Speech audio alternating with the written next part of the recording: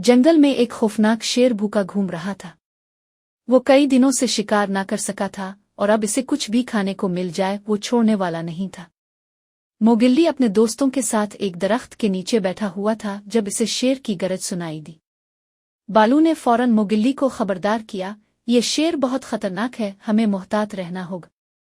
मोगिल्ली ने जल्दी से एक चाल सोची। वो भागता हुआ एक गहरी खाई के करीब गया और जोर जोर से चलाने लगा।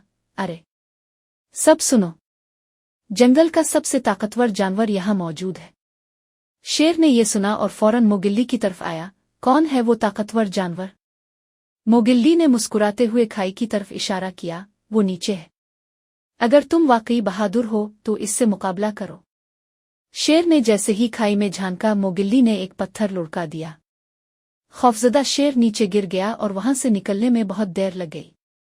मोगिल्ली की चालाकी से जंगल के सब जानवर महफूज हो गए और सब ने इसे खूब सराहा।